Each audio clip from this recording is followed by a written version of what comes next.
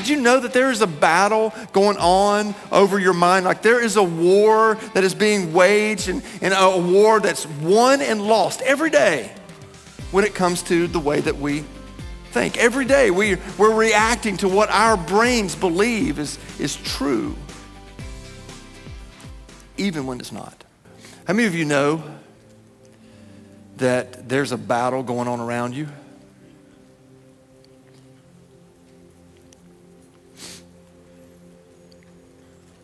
You know, whenever we talk about battles, we start to think, okay, what kind of battle? Is it a battle between nations? That's not the battle that I'm talking about.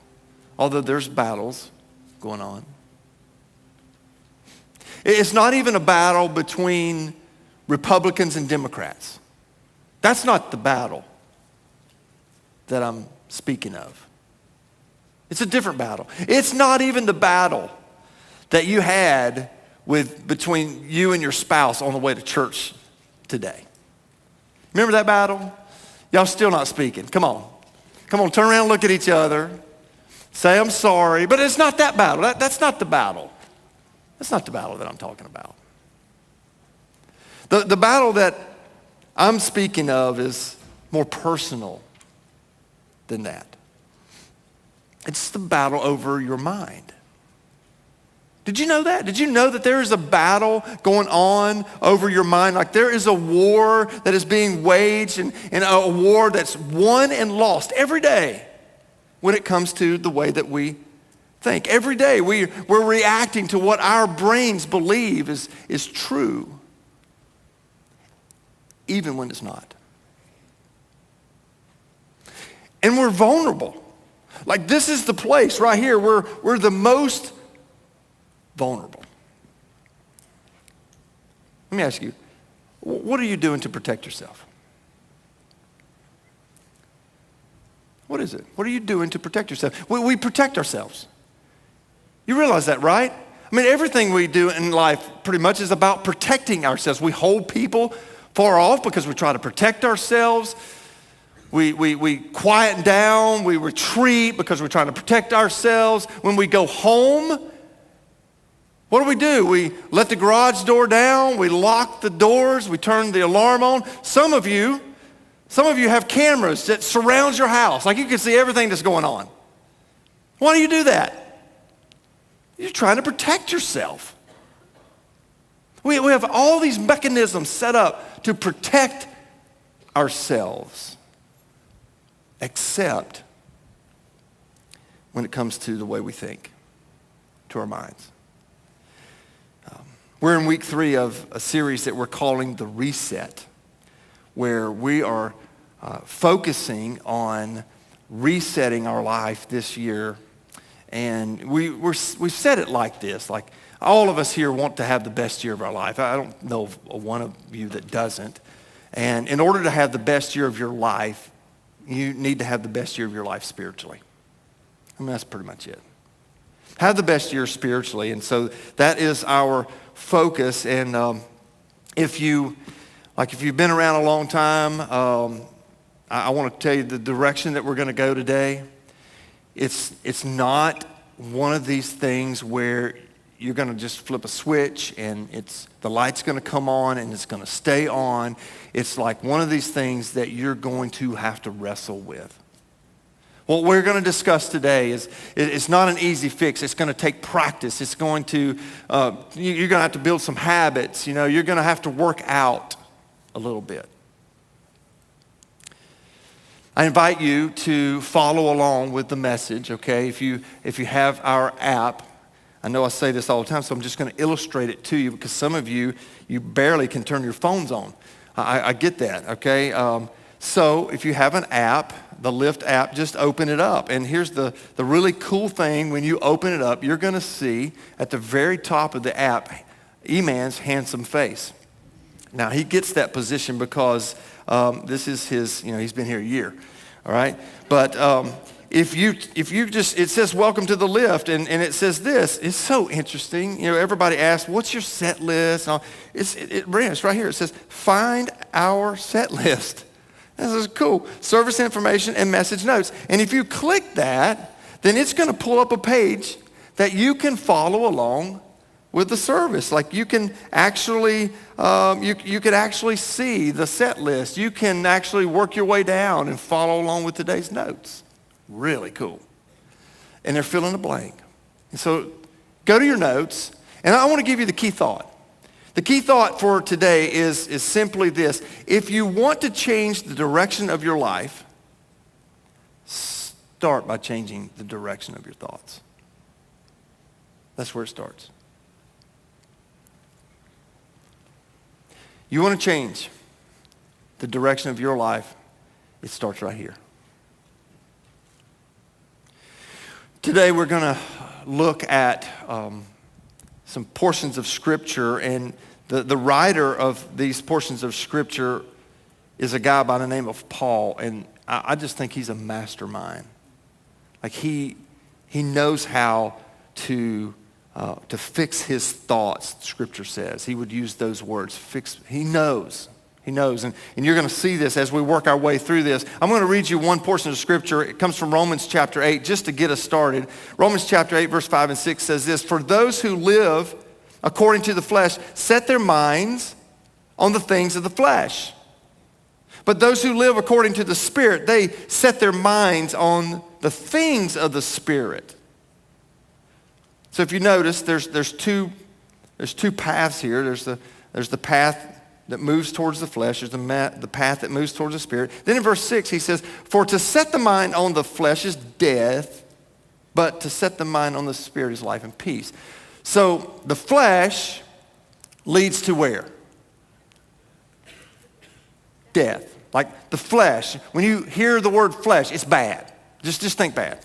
Okay, warning labels and signs should go off in your minds, okay? The flesh, it's bad. So Paul says whenever we fix our minds or we think about the flesh, it all leads to death. It all leads to sin, and all sin leads to death. But he says this about the Spirit. What does the Spirit equal? Leads to life and peace.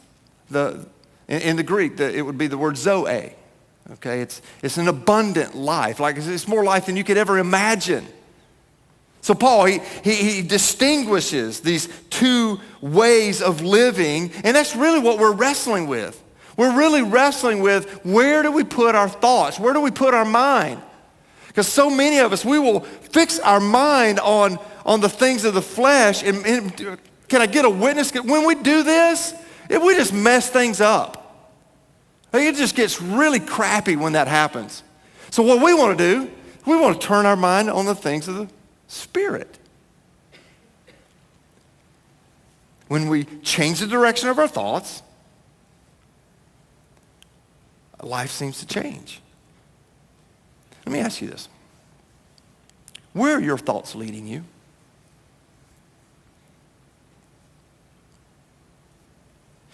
Are you a constant complainer? Do you know that it's your thoughts that are leading you that direction? Are you always negative? Do you know it's up here? Do you think it's your mission in life to point out all the bad that happens around? Some people do that. It's the way that we think. Well, where are your thoughts leading you?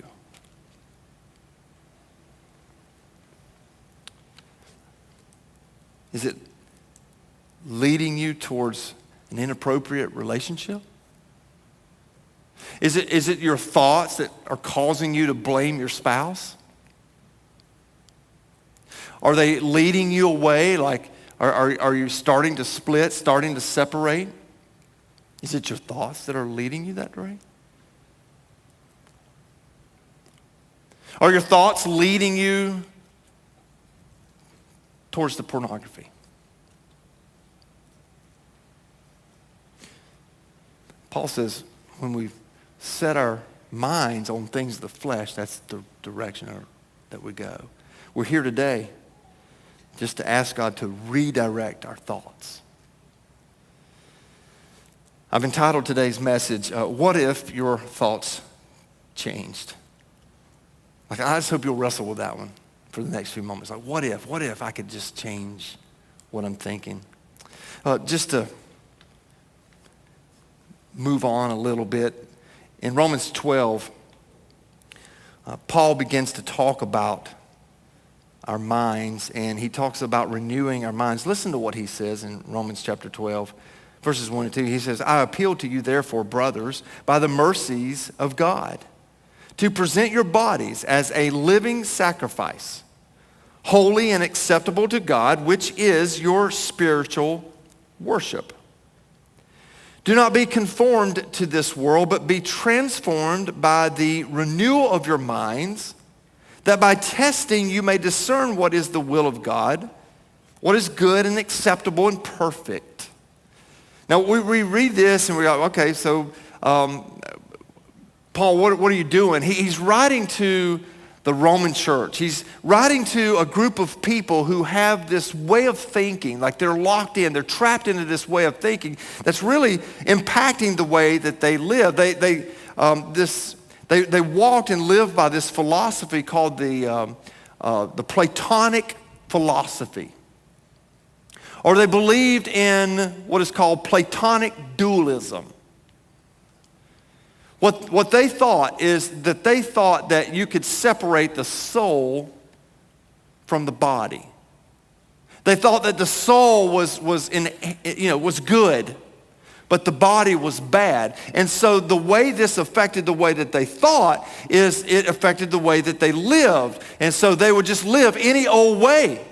Like it didn't matter what they did with their body. It didn't matter, the things that they did or the places that they went. It didn't matter any of that because they believed that the soul and the spirit were separate, and the soul and the body were separate. The body was bad. Nothing good could happen in the body.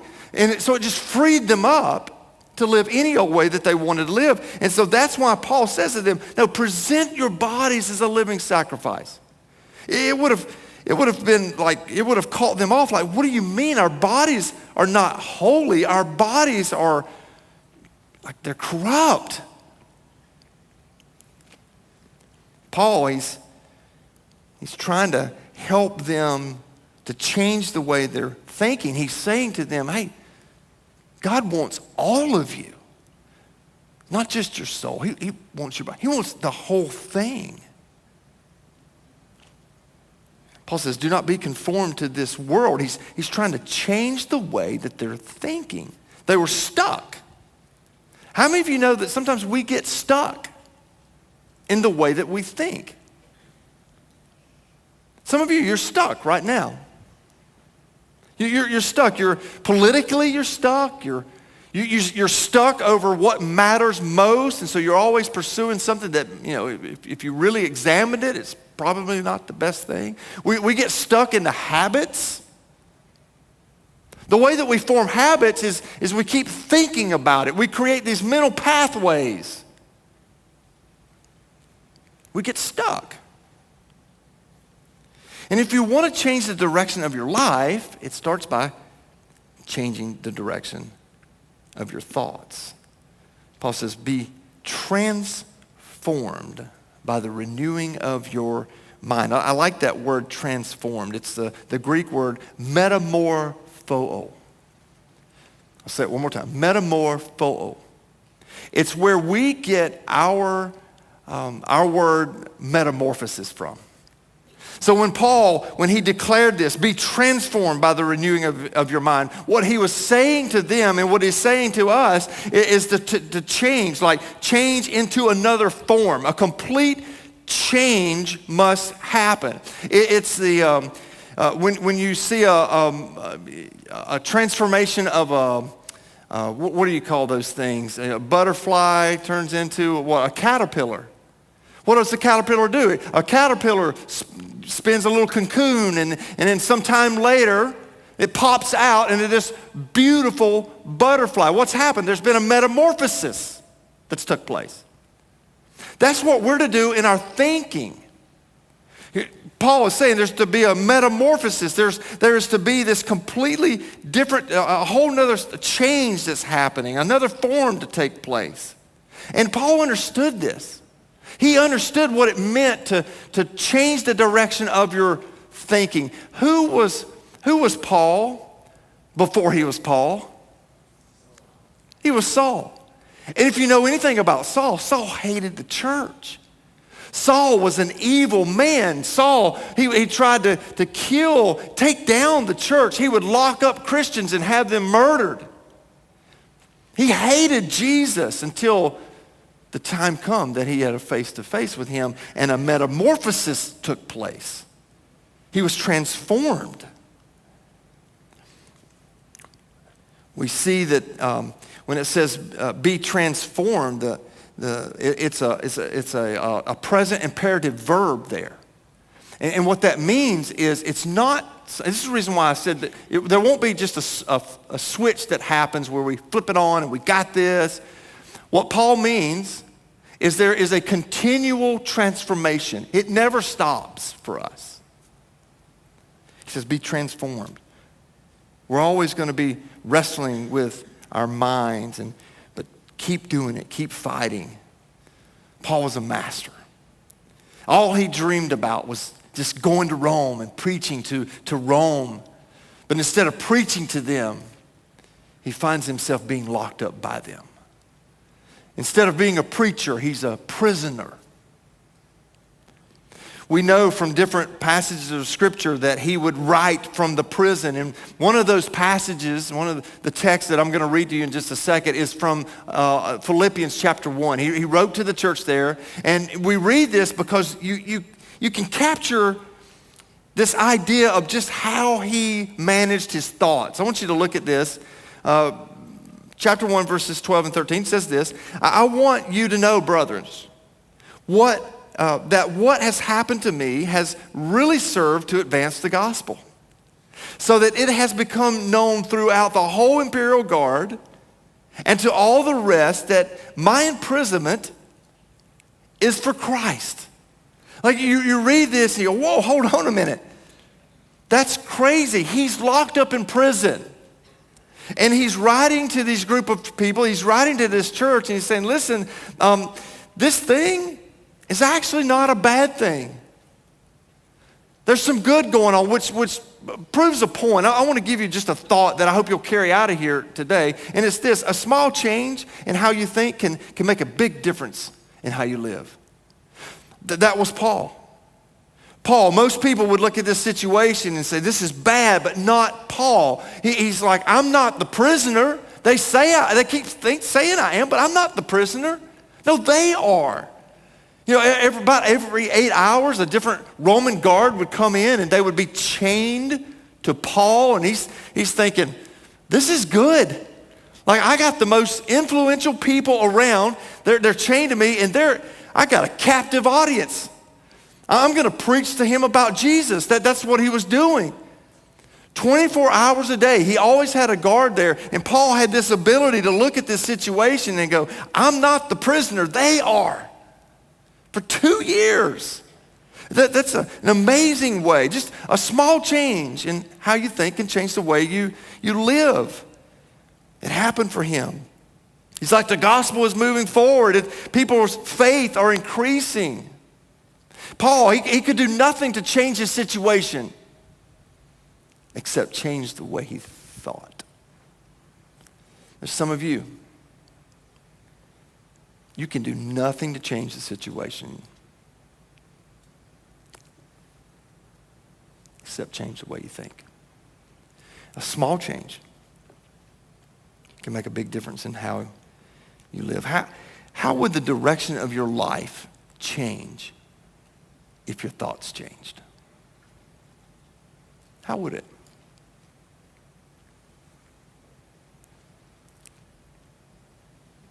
Paul had every reason to quit, to tap out. But he didn't. What if you were to change your thoughts? What if instead of walking away from your marriage, you walked towards it? What if instead of trying to bail on the relationship, you changed your thoughts and said, I'm sorry? Come on. How could the way you think change the way you live? I want to help you. And I want to answer the question, how do we change the direction of our thoughts? I want to acknowledge this is not something that I'm a master at. I'm working on this. I wrestle with my thoughts. My mind is many times my own worst enemy. But I want to help you. I hope you'll write this down because you're going to need it. Stick it in your pocket. You can begin to use this. This is techniques, things that you're going to have to practice, develop the disciplines to employ them. There will be no good to you if you just simply hear them and ignore them. How is it that we change the direction of our thoughts? The first thing that we do is we stop and we meditate. Now hear me out. Hear me out. When you're going the wrong way in your thinking, what do you have to do? You got to stop. You got to. That's our problem. We get ourselves in a mess because we just keep running the same old poisonous thoughts over and over and over again in our mind. And so the very first thing that you've got to do is you've got to stop going in the wrong direction. And the way for us to stop going in that wrong direction is to take our eyes off of everything going on around us, the flesh, and really put it on Christ. Because when we have our eyes on everything going on around us, like that's messy stuff. That's our problem. We just keep putting messy stuff in. We put the same old gossip. We keep putting it into our minds. We keep putting the same old news cycle in, the same old conspiracy theories in. We just keep filling ourselves with that. We keep going after Hollywood and allow them to put into our minds what we should think. And how many of you know most of that's lies? So how can we expect to walk in truth if all we're doing is filling our minds with lies? Our thoughts. You got to stop and meditate. Beginning of the year, I didn't realize the battle that was going on inside of my mind. I was fighting. Fighting all kind of anxiety, all kind of worry, stress.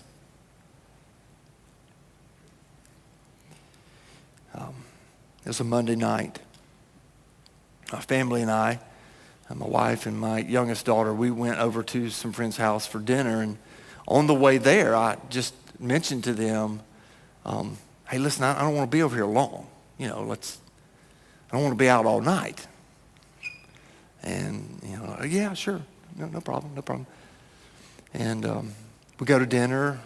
We move from dinner into playing some games, and I start noticing the time, and time is ticking away, ticking away, and I'm noticing that nobody's moving, nobody's suggesting, hey, it's been nice, it's time to go.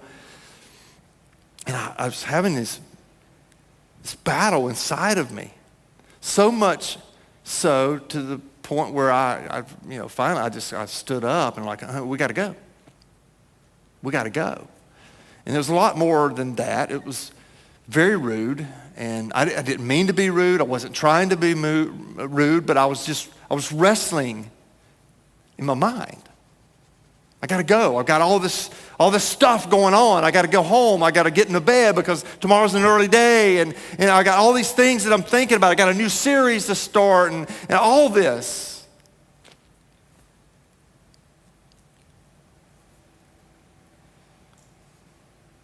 I didn't mean to be rude. It led to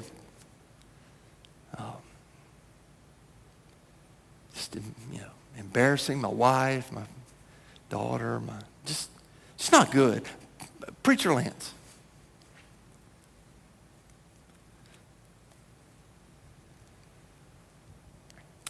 Tuesday morning, I got up really early, and I was sitting there, and I got to stop. God, I can't go on. I just began to ask him, what's going on inside of me? Like I'm broken. And I pulled out my notepad on my phone, and I just started listing all the things that I was anxious about, all the worries, and Like immediately. 10 different things.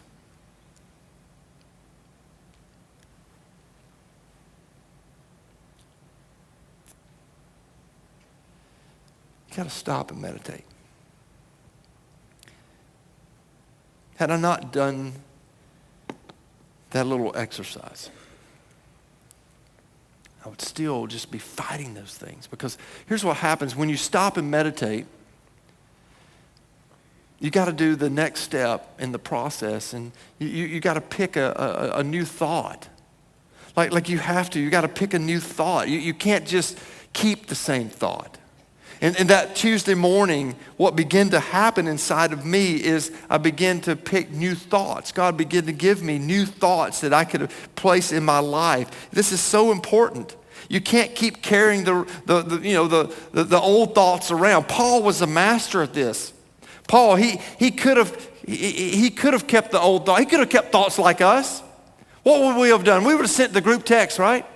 We just sent a massive text out to everybody in the church. Y'all, you got to pray for me. Everything's falling apart. I'm struggling here. The food is terrible. The rats are the size of cats walking around. These guards that they got me chained to, they stink. They haven't bathed in weeks. God, my life is miserable. Come on. Somebody come help me. I mean, could have done that, but not Paul. He picked a different thought. He's like, I know my circumstances, they seem bad, but I'm not bitter. I'm not discouraged. The gospel is moving forward. He had a different way of looking at it. Got to pick a different thought. Every morning I look at this list, and I've started a new practice. I love the Bible app. Many of you hear me talk about it often, and I love it. It's something that I've done for years. First thing in the morning, they've got this new thing called a guided prayer. That guided prayer is my stop and meditate moment. Meditation is just a fancy word for prayer. Just talk to God. You want to change what's going on up here, you got to stop and talk to God about it. And they got this guided prayer. If you've never done it, I highly recommend you try it. It's right on the home page there. It's been amazing for me. It's helping me pick new thoughts. It's helping me to hear from God, God's truth about me. And then you want to change the direction of your thoughts. Not only do you stop and meditate and you pick a new thought, but you got to get around the right people. You have to. Sometimes we have the wrong thoughts because we're around the wrong people, and we've got to recognize when the wrong people are putting those things in us. You look at Paul's situation and the way that he thought impacted other people. It had an impact on them, on the way that they thought. Sometimes when I think about me, though, it's the opposite. I allow the people that are around me to impact the way that I think. And so that's not what I'm called to do. As a follower of Jesus Christ, I'm called to impact the world, not allow the world to impact me. That's why church is so important. It's why Christian community is so important. We come together and we grow together. It's why last night was so good. So good last night. Night of worship. I'm going to tell you what happened last night. People entered this room and they left here and their thoughts had changed. They redirected their thoughts. At one point in the message, or in the time, is it Micaiah? Michael. He just walked off stage. Walks over here where I'm standing and takes me by the hand and puts his arm around me and said, bro, I feel like I just need to pray for you. And he starts just encouraging me. The things that he said He'll never know.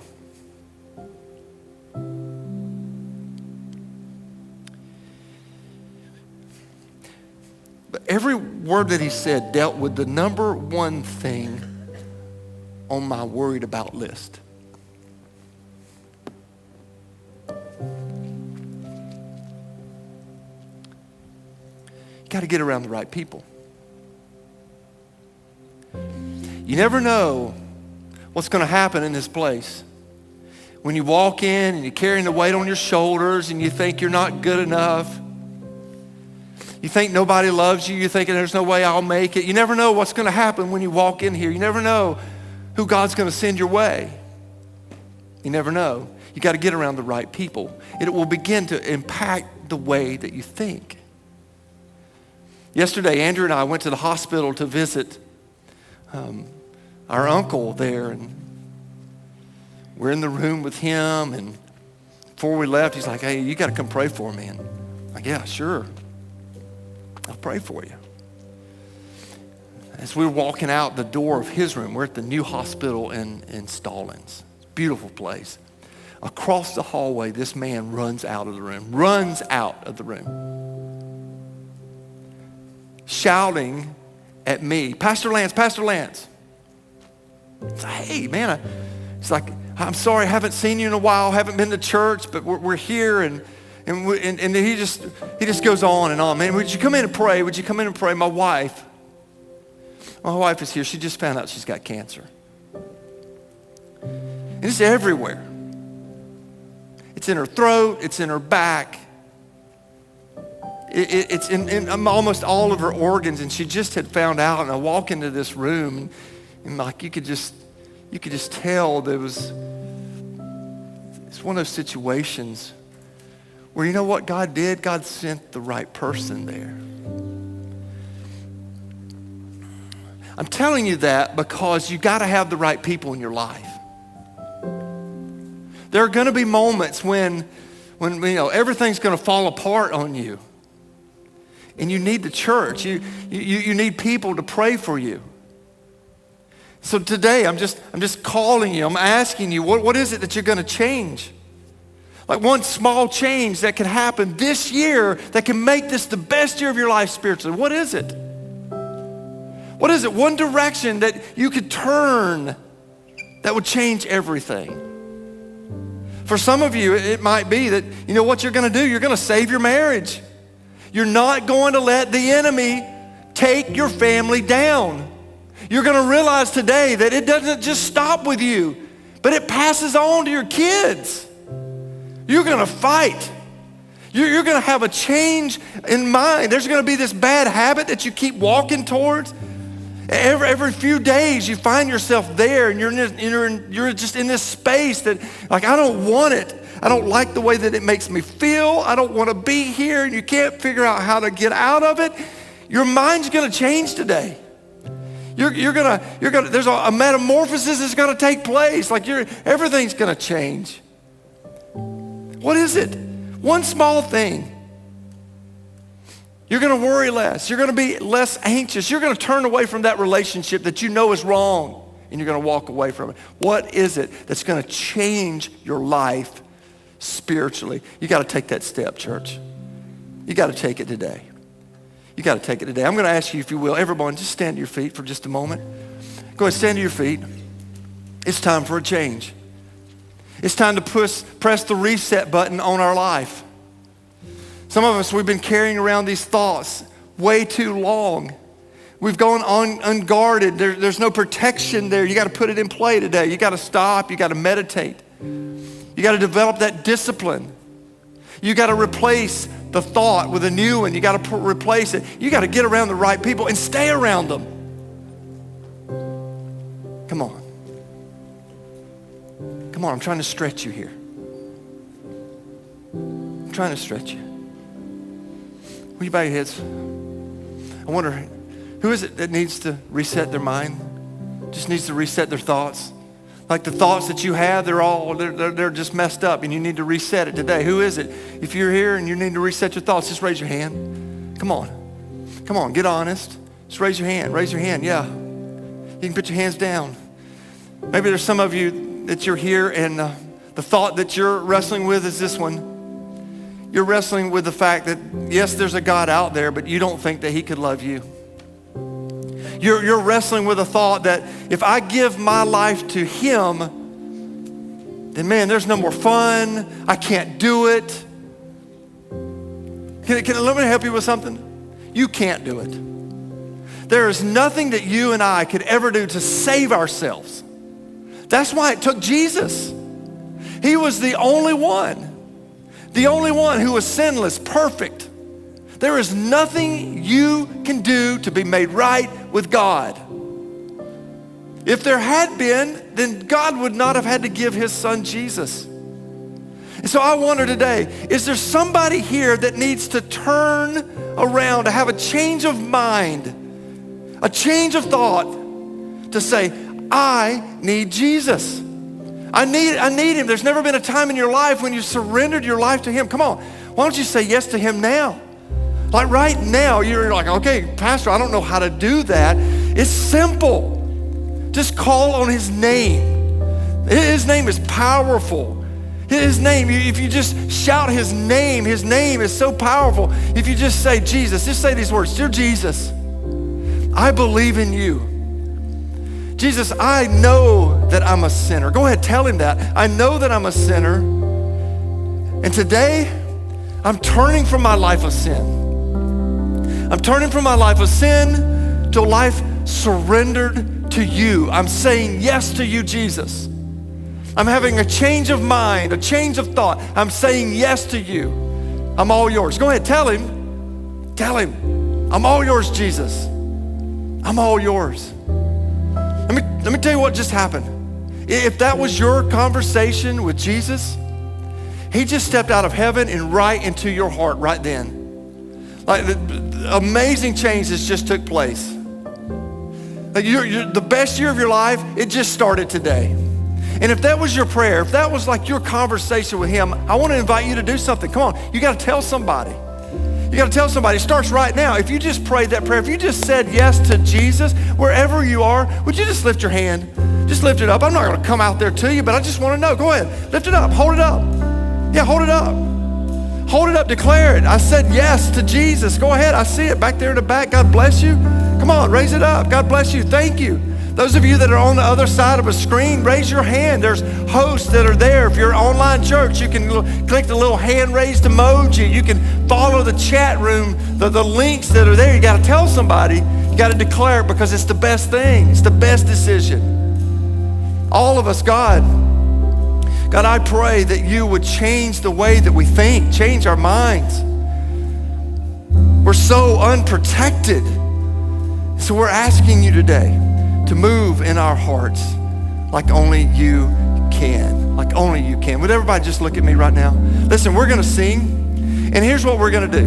You will never, ever turn your mind over to Jesus until you recognize that he's the only thing worth giving your life to. You're gonna be like the Romans where they live this separate life thinking that the soul can be over here and the body, and I can just live any old way that I wanna live. You got to realize that he is worthy. He is worthy of it all. And when you begin to make that connection of how worthy he is, you will gladly surrender your life to him. The only reasonable response that you have is to give him your life because he gave you his. He gave you your life. Come on. So today, what are we going to do? We're going to practice declaring. We're going to practice singing to him, oh God, you are worthy. You are worthy of it all. We're just gonna sing that. We're gonna declare that. Just let that sink down into your heart and let it change the way that you think. Let it change you. Just sing it with us right now. Just sing it with us. You're worthy of it all. Just sing it, just declare it. This is an exercise. This is discipline. Come on, we're growing. We're stretching our faith. We're moving towards Christ. If you need to come and pray, you come down here. This is an altar. If you need to come talk to someone, come on down. I'm down here. I'd love to pray with you. Come on, declare it. Till I mean every word. 'Cause the way I feel and the fear I'm facing doesn't change who you are or what you deserve. Come on, sing this with me. I give you my worship, 'cause you still deserve it. You're worthy, you're worthy, you're worthy of my song. I pour out your praises and blessing and breaking. You're worthy, you're worthy, you're worthy of my song. You are.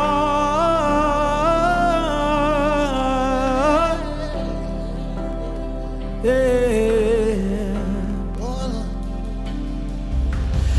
I'm gonna live like my King is risen.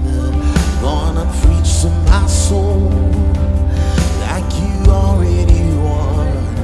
And even though I can't see it, I'm gonna keep believing that every promise you made is as good as done. Yeah.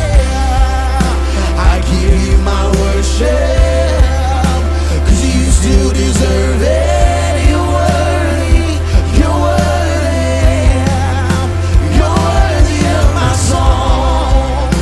I pour out your praises and blessing and breaking. You're worthy, you're worthy, you're worthy of my song. You're worthy, you're worthy, Jesus, you're worthy of my song. You're worthy, you're worthy, Jesus, you're worthy of my song. You're worthy, you're worthy, Jesus, you're worthy of my song. You're worthy, you're worthy.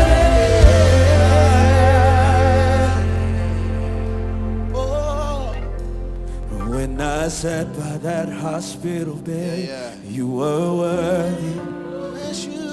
And she could barely lift her head. You were worthy. And after all those tears were shed, you were worthy. I'll never stop singing your praise. No, I'll never stop singing your praise. And in the blessing and the pain, you are worthy. Yeah. Whether you say yes or no, oh wait, you are worthy. Yeah. And through it all, I choose to say you are worthy. I'll never stop singing your praise. No, I'll never stop singing your praise. And when I finally see your face, I'll cry worthy. Yeah.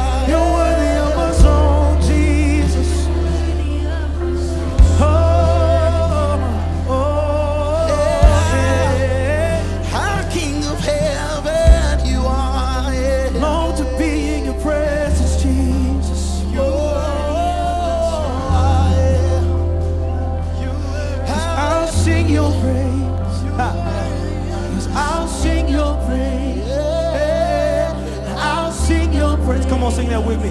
Yeah, I'll sing your praise. Come on, teach your heart to know it. Come. I'll sing your praise forever and ever. I'll sing your praise forever and ever. I'll sing your praise forever and ever. I'll sing your praise forever and ever. I'll sing your praise forever and ever. I'll sing your praise 'cause you are.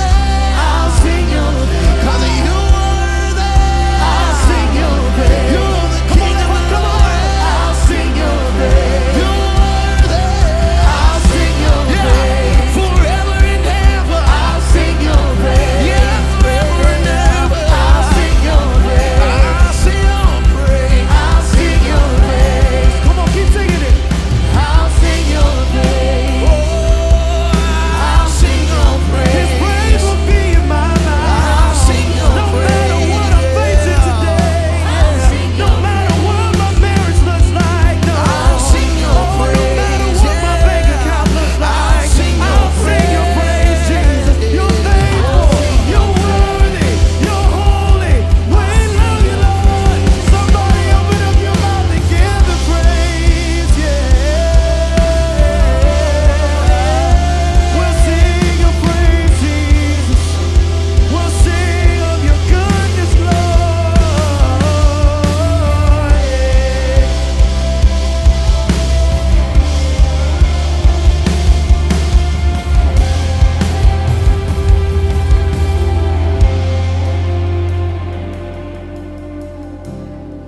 Heaven and earth adore you. The angels bow before you. You're a good king, yes you are. And you have everything in control. You won't let me fall. Great service. Thank you so much for tuning in. We have just had an incredible weekend here at the Lift, and we are so glad that you were able to join us online. Like Pastor Lance said, if you said yes to Jesus today, let us know.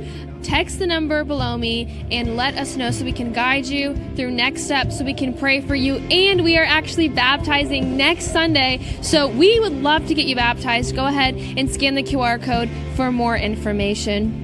As you go into your weeks, let's remember that He is worthy of all praises. And thank you guys so much for tuning in. We will see you next week.